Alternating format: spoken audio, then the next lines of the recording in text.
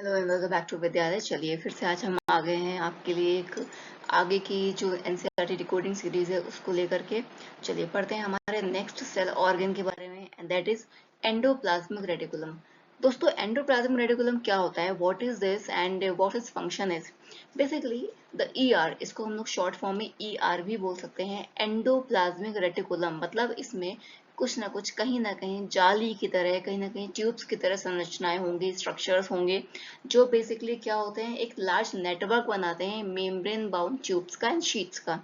Basically long tubules की तरह ये दिखते हैं, और बेसिकली बैग्स की तरह भी दिखते हैं, वेसिकल्स की तरह भी दिखते हैं। इनका आखिर काम क्या होता है, ये क्या करते हैं, ये कितने टाइप्स के होते हैं, चलिए पढ़ते हैं।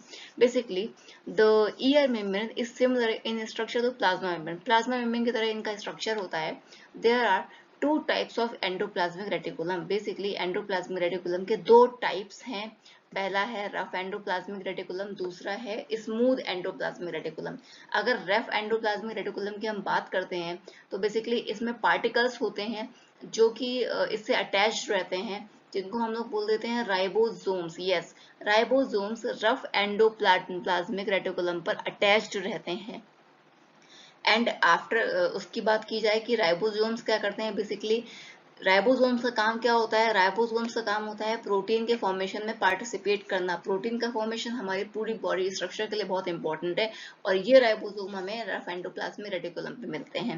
Now the manufactured proteins are then sent to various places in the cells depending on need using the ER. ER का एक और फंक्शन होता है कि जो प्रोटीन्स बेसिकली बनी हुई हैं उनको ये एक प्लेस से दूसरे प्लेस पर लेकर के जाता है। अब बात करते हैं एसईआर की। एसईआर बेसिकली क्या करती है, एसईआर का काम होता है फैट मॉलिक्यूल्स के मैन्युफैक्चर में।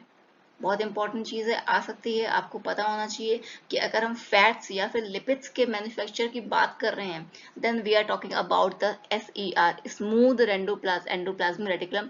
There is no ribosome in this reticulum. Ribosomes इसमें एब्सेंट रहते हैं। They are only present in rough endoplasmic reticulum, not in smooth.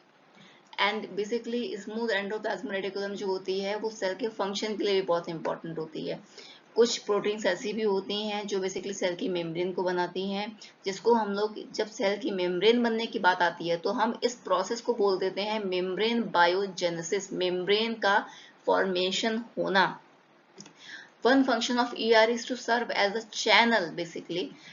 क्या होता है कि जो एंडोप्लाज्मिक रेटिकुलम के बहुत सारे फंक्शंस हैं, लाइक प्रोटीन की मैन्युफैक्चरिंग में काम करती है, बेसिकली ट्रांसपोर्ट में काम करती है, और एक और फंक्शन भी होता है कि एक चैनल की तरह काम करती है मटेरियल के ट्रांसपोर्ट में, बेसिकली स्पेशली प्रोटीन्स के, क्योंकि इसका मेन काम प्रोटीन के लिए ही होता है। ठीक है, बहुत सारे वेरियस रीजन से साइटोप्लाज्म में लेके जाती है, बहुत सारे वेरियस रीजन पे छोड़ती है, न्यूक्लियस के बीच में काम करती है। क्यों? क्योंकि न्यूक्लियस से अटैच रहती है। आपने अगर स्ट्रक्चर पहले की स्लाइड्स में देखा होगा तो न्यूक्लियस से अटैच्ड ही रहती है endoplasmic reticulum, rough endoplasmic reticulum, जिसका सॉरी, जिसका काम होता है बेसिकली जो न्यूक्लियस में जो भी चीज मटेरियल्स बन रहे हैं या साइटोप्लाज्म में जो मटेरियल्स बन रहे हैं उनके बीच एक्सचेंज का काम भी रहता है। The ER also function as a cytoplasmic framework providing a for some of the biochemical activities of the cell also। ER का function basically एक cytoplasmic framework की तरह भी होता है।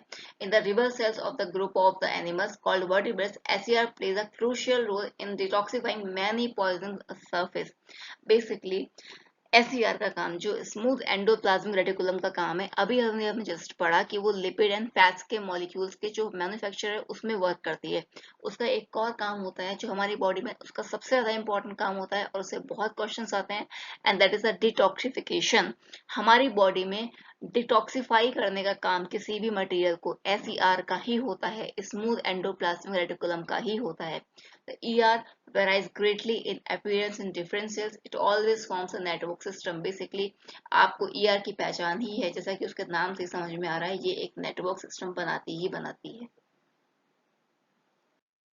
जैसा कि मैंने आपको अभी पीछे पढ़ाया ER के बारे में, ये न्यूक्लियस से अटैच्ड रहती है। ये हम लोग देख ही रहे हैं पूरा का पूरा, एक तरह से न्यूक्लियर एनवलप जो है ना, एंड न्यूक्लियर पोर दिख रहे हैं। अभी हमने ये पढ़ा कि न्यूक्लियस और साइटोप्लाज्म के बीच में बेसिकली ये एक तरह से उसका काम करती है, कनेक्शन का काम करती है। कनेक्शन का काम ऐसा करती है कि जो भी मटेरियल का आदान प्रदान होता है वो इनके बीच में करती है। अगर हम लोग स्मूथ एंडोप्लाज्मिक रेटिकुलम की बात करेंगे तो ये है। इस पे आपको कहीं भी डॉट लाइक या पोल लाइक स्ट्रक्चर नहीं मिलेंगे। क्यों? क्योंकि वो पोल लाइक स्ट्रक्चर राइबोसोम्स होते हैं और वो हमें कहाँ मिल रहे हैं? वो हमें मिल रहे हैं इस रफ एंडोप्लाज्मिक रेटिकुलम पे। अगर आप इसका स्ट्रक्चर देखें तो ये लाइक ये है ना, ये सारे के सारे स्ट्रक्चर्स होते हैं बेसिकली वो हैं स्मूथ, ये है राइबोसोम्स सारे के सारे, और ये आपको यहाँ पर नहीं मिलेंगे। अब बात करते हैं सिस्टर्नल स्पेस की। सिस्टर्नल स्पेस बेसिकली ये कुछ नहीं है, एक तरह का स्पेस है। बाकी जो चीज है ना, ये जो पोर्शन आपको दिख रहा है ट्यूब लाइक स्ट्रक्चर, इससे ही सारे के सारे पोर्शन में एक्सचेंज का काम होता है। अब बात करते हैं गोल्जी अपैरेटस की कि गोल्जी अपैरेटस क्या काम करता है। दोस्तों बेसिकली क्या होता है कि जो गोल्जी अपैरेटस है इसको सबसे पहले डिस्क्राइब करने वाले कोई और नहीं, कैमिलो गोल्जी थे। The Camillo Golgi was first describe the Golgi apparatus. It consists of a system of membrane-bound vesicles arranged approximately parallel to each other in a tract called cisternae. Basically, ये एक membrane-bound structure होता है जो कि एक दूसरे के parallel attach रहता है। अभी आप इसका डायग्राम देखेंगे तो आपको और समझ में आएगा कि these are attached in a parallel form and each stack in this called cisternae. हर एक पैरेलल फॉर्म में जो स्ट्रक्चर्स बनते हैं उनको हम बोल देते हैं सिस्टोनी। सिस्टोनी बहुत इंपॉर्टेंट चीजें करते हैं, बेसिकली पूरा का पूरा वर्क इन्हीं के अंदर होता है। These membranes often have connection with the membrane of ER and therefore constitute another portion of complex cellular membrane system. एक तरह से ER के साथ मिलकर जो भी एक्सचेंज का काम होता है, जो भी ट्रांसपोर्ट का काम होता है, गोल्जी apparatus करता है with the help of the ER. ER क्या करती है? गोल्जी apparatus में प्रोटीन्स को पहुंचाती है। गोल्जी apparatus से प्रोटीन्स जो होती हैं वो वेसिकल्स की फॉर्म में जहां उनको जाना होता है वहां पर जाती हैं।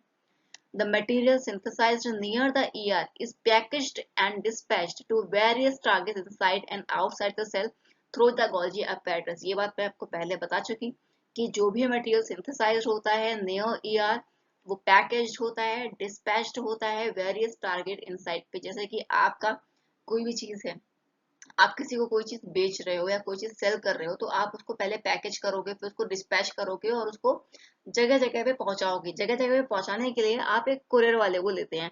वो कुरियर वाले का काम हमारी बॉडी में गोल्जी apparatus कर रहा है कि गोल्जी apparatus के थ्रू वो चीजें जगह जगह पर पहुंचती हैं। जो मटेरियल्स होते हैं जो सिंथेसाइज हो रहे हैं ईआर के थ्रू, जो आपके पास प्रोडक्ट है जो आप सिंथेसाइज कर रहे हैं उसको एक कुरियर वाला लाइक गोल्जी apparatus पहुंचा रहा है बाकी जगहों पर।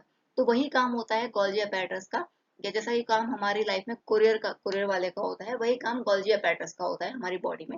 वो यही करता है कि जो भी पैकेज्ड मटेरियल होता है उसको ट्रांसपोर्ट करने का काम उसके अपनी एक प्लेस पे या लोकेशन पर गोल्जी apparatus का होता है।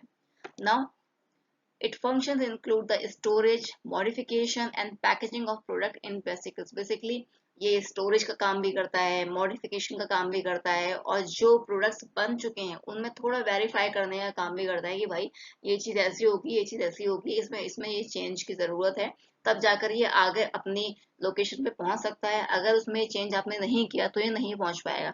गोल्जी apparatus ये सारे के सारे काम जो एक तरह से ऑब्जर्व करने का काम या लीड करने का काम गोल्जी apparatus का रहता है। जो फाइनल जो बेसिकली फाइनल जो भी डिसीजन होता है ना वो गोल्जी apparatus के थ्रू ही होता है कि क्या वो मटेरियल मॉडिफाई करने की कोई कैपेसिटी रखता है या क्या उसमें मॉडिफिकेशन की जरूरत है। अगर है तो वो मॉडिफिकेशन गोल्जी apparatus में ही होगा, उसके बाद ही वो आगे बढ़ पाएगा। In some cases, complex sugars may be made from simple sugars in Golgi apparatus. कुछ केसेस ऐसे भी होते हैं कि Golgi apparatus वैसे तो बने हुए चीजों को लेता है और फिर उनको अपने अंदर मॉडिफाई करता है, लेकिन कुछ चीजों को ये अपने अंदर बनाता भी है, जैसे कि शुगर। अगर कॉम्प्लेक्स शुगर की हम बात करेंगे जो कि सिंपल शुगर से बनती है, वो Golgi apparatus के अंदर ही बनती है। The Golgi apparatus also involved in the formation of lysosome. Lysosome बहुत इंपॉर्टेंट स्ट्रक्चर है, अभी आप इसके बारे में आगे पढ़ेंगे। लाइसोसोम के फॉर्मेशन में गोल्जी apparatus इन्वॉल्व होता है, ये बहुत इंपॉर्टेंट पॉइंट है, इसको जरूर याद रखिएगा, मे भी एग्जाम में आपसे पूछ लिया जाए।